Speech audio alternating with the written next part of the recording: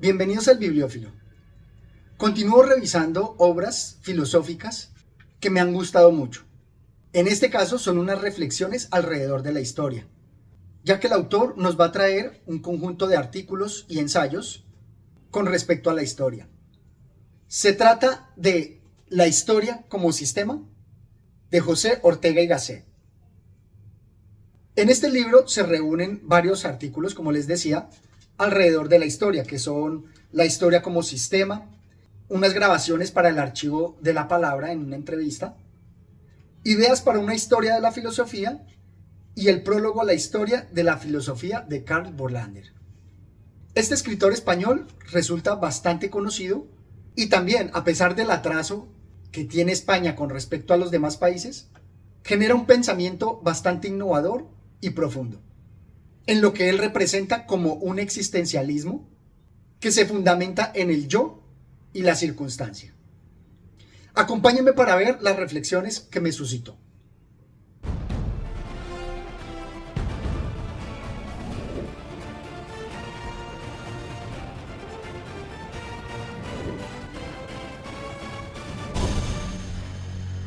Lo que me gusta de las obras filosóficas es la claridad y secuencia con la que exponen las ideas. Aquí voy a resaltar solamente algunas reflexiones, pero en nada puede sustituirse la lectura de la obra. Desde el inicio empiezan definiendo lo que es la realidad del hombre, lo humano. Pero no nos encontramos nunca estrictamente forzados a hacer algo determinado, que no nos es impuesto este o el otro quehacer, como le es impuesta al astro su trayectoria o a la piedra su gravitación. Antes que hacer algo, tiene cada hombre que decidir por su cuenta y riesgo lo que va a hacer. Es muy importante este aspecto que nos presenta de la libertad del hombre, esa capacidad que tenemos a diferencia de otros mamíferos de definir lo que vamos a hacer. Y allí se destacaría nuestra característica principal, esa libertad para decidir qué hacer.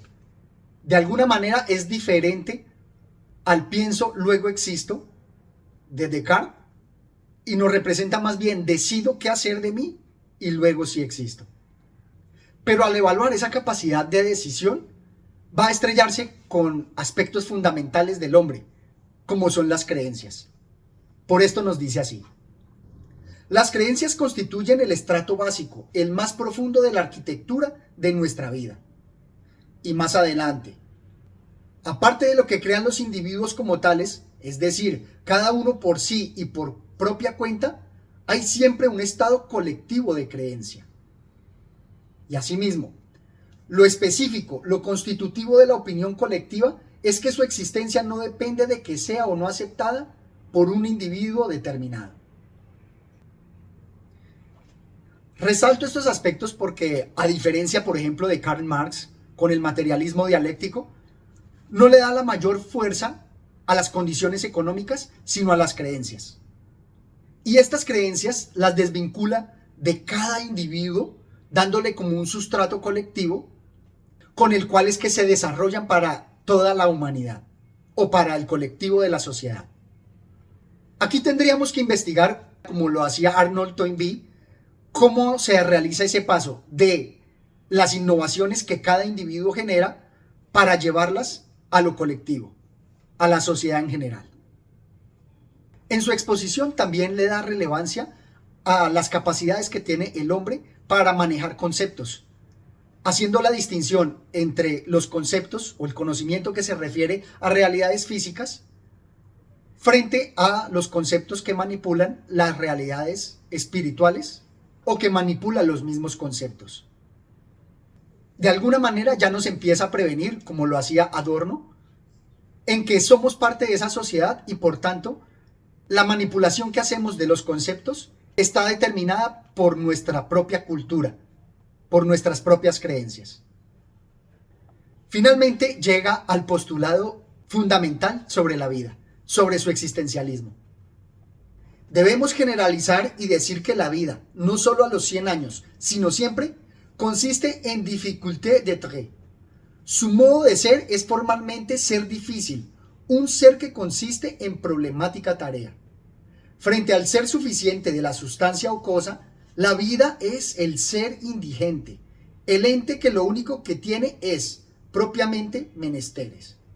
El astro, en cambio, va dormido como un niño en su cuna por el carril de su órbita. Y más adelante, conectado con lo que hablábamos al principio, nos dice: pero el hombre no solo tiene que hacerse a sí mismo, sino que lo más grave que tiene que hacer es determinar lo que va a hacer. Y aquí no dejo de destacar las relaciones que tiene con Feuerbach, en cómo el ser humano ve la divinidad a través de sus propias capacidades, y cómo no exaltar esas capacidades humanas que nos llevan a ser algo más que los mamíferos, a ser algo más que la naturaleza, al tener esa capacidad de determinación de lo que vamos a hacer. Sin embargo, la crítica que yo haría a este postulado de la dificultad de ser es que esa dificultad viene autoimpuesta. Fácilmente pudiéramos nosotros acomodar nuestra vida al desarrollo natural como cualquier otro mamífero, pero nosotros mismos y a nuestros semejantes nos imponemos esa dificultad de ser, esa dificultad de vivir y sobrevivir.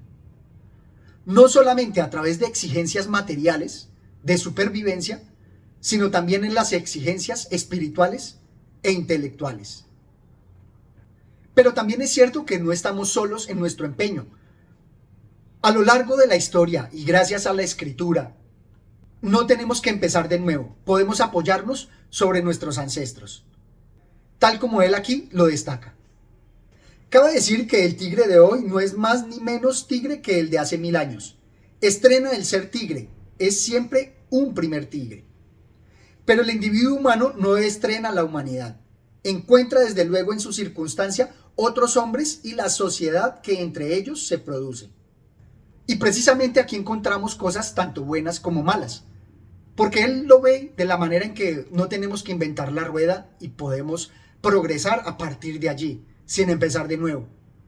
Pero también existe el lado negativo, y es que tenemos todas las trabas que no hemos podido superar desde el inicio, que puede casi que aumentar la dificultad de ser. Él también lo menciona acá. La presión impersonal de la colectividad en torno nuestro nos fuerza, con fuerza física o con moral coacción, a ejecutar ciertos actos. Entre lo que hacemos y el por qué lo hacemos no hay nexo racional. El profesor de filosofía no tiene a lo mejor nada de auténtico filósofo. Enseña filosofía para ganarse la vida o para sobresalir socialmente. El estudiante la estudia porque no tiene más remedio. Y me gusta porque aquí involucra los conceptos de Carl Jung y Freud cuando menciona que no todo en el hombre es racional. Tenemos esas capas que nos llevan hacia lo irracional o el subconsciente, abriendo de alguna manera las puertas al psicoanálisis de la sociedad en su conjunto. Bajo esas condiciones, en general, del ser humano, es que cada quien realiza su ser. Ahora bien, si Karl Marx nos mostraba con el materialismo dialéctico que tenemos algunas restricciones para desarrollarnos, impuestas por las condiciones materiales, Ortega y Gasset nos va a presentar unas restricciones referentes a un existencialismo negativo, frente a lo que ya ha sido en el pasado. El hombre europeo ha sido demócrata, liberal, absolutista, feudal, pero ya no lo es. ¿Quiere esto decir, rigurosamente hablando, que no siga en algún modo siéndolo? Claro que no. El hombre europeo sigue siendo todas esas cosas, pero lo es en la forma de haberlo sido. Si no hubiese hecho esas experiencias, si no las tuviese a su espalda y no las siguiese siendo en esa particular forma de haberlas sido, es posible que, ante las dificultades de la vida política actual, se resolviese a ensayar con ilusión alguna de estas actitudes. Pero haber sido algo es la fuerza que más automáticamente impide serlo. Y es que él básicamente nos va a reforzar la idea de Heráclito, en que no nos podemos bañar en el mismo río, porque no somos nosotros los mismos y tampoco el mismo río. Sin embargo, hay aquí una particular crítica que me genera, y es si no estudiamos eso, si de alguna manera olvidamos lo que hemos aprendido o lo que hemos sido, pudiéramos llegar nuevamente a la misma situación, a eliminar esa experiencia pasada. Es algo que Gaston Bachelard ha presentado en la formación del espíritu científico, en cómo los logros de la ciencia se han absorbido más como nuevas mitologías. Y esa es una forma sutil de presentarlo, pero puede ser lo mismo. No todo ser humano que llega a la sociedad aprovecha las experiencias del pasado, si no las estudia.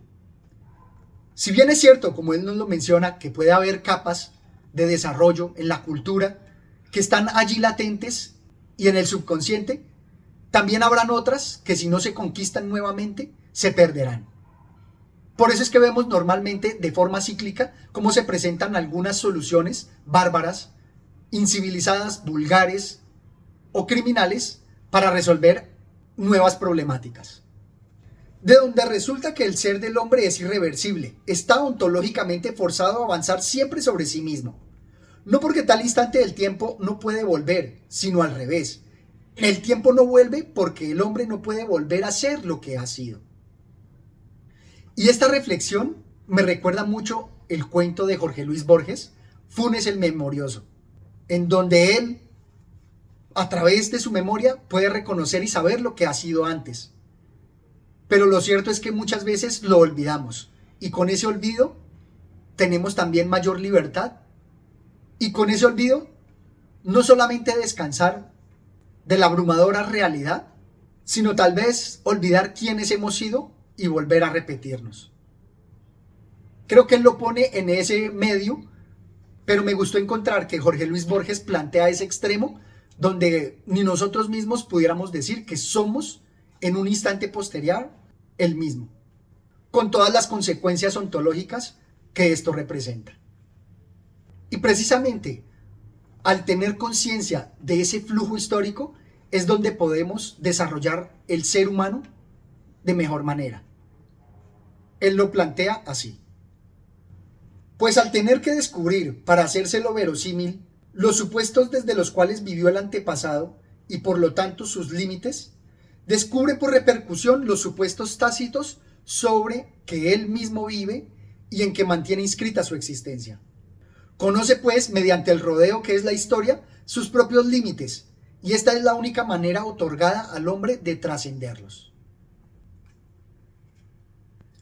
Es muy interesante porque nos plantea que al conocer a los otros, lo que hemos mencionado en varios videos, que es ese reconocimiento de la outrosidad, en ver en el otro nuestro propio espejo y nuestro propio ser, está aquí reflejado, pero como un conocimiento derivado de la historia, en donde no vemos solamente nuestro espejo en la actualidad y con nuestros contemporáneos, sino con nuestros antepasados.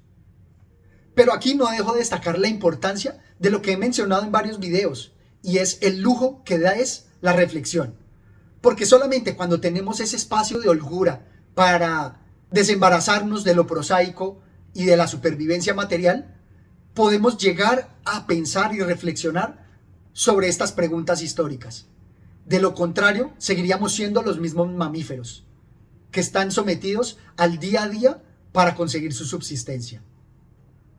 Y lo más triste de todo es que hay muchos hombres en la actualidad que están así alienados y que lastimosamente Ortega y Gasset no lo resalta al ver que muchos, estando obligados a vivir como mamíferos, no pueden desarrollar las posibilidades ontológicas que nos ofrece la historia, pues solamente está circunscrita a los pocos que tienen el lujo del tiempo y los medios para reflexionar.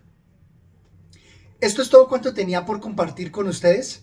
Los animo a que lean estas profundas reflexiones del autor, que me dejen sus comentarios y que se suscriban al canal. Hasta una próxima oportunidad. Gracias.